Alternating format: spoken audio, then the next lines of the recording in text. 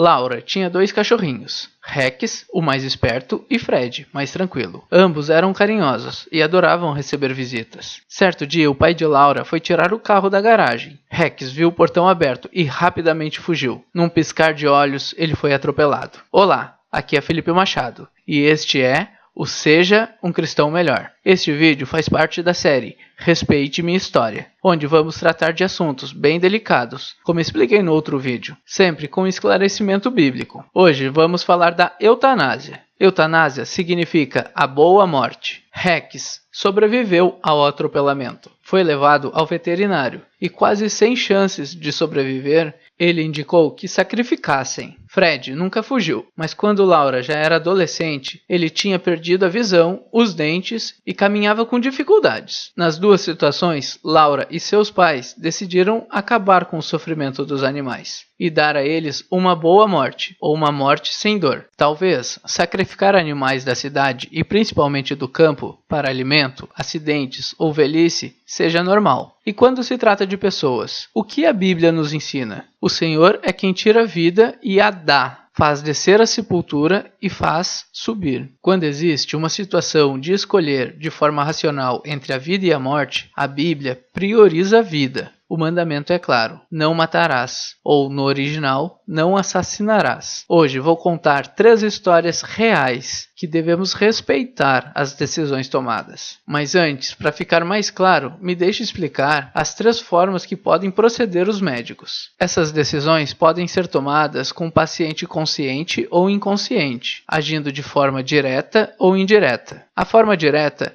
é quando a morte é provocada por uma ação. A indireta, quando a morte é provocada pela omissão de cuidado ou pela suspensão do tratamento. Primeira, eutanásia. Antecipar a morte. Menos dias de vida, menos sofrimento. Segundo, ortotanásia, morrer naturalmente, morrer na hora certa. Terceira, distanásia, prolongar a morte, mais dias de vida, mais sofrimento. Na Holanda, menores também podem optar pela morte, mas é preciso a idade mínima de 12 anos. Nos Estados Unidos, atualmente, 5 estados autorizaram a prática da eutanásia. No Brasil, a eutanásia é ilegal e considerada antiético pelo Código de Medicina. Porém, a ortotanásia é aceita. A lei estadual 10.241 de 1999, conhecida como Lei Mário Covas, que permite aos paulistas recusar tratamento doloroso ou extraordinário para tentar prolongar a vida e optar pelo local da morte. Muitas vezes, o paciente pede pela morte. É difícil identificar qual o nome certo para isso: eutanásia, ortotanásia ou suicídio. Um dos próximos vídeos vai falar exclusivamente de suicídio. Vamos aos casos reais. O primeiro caso é de Vincent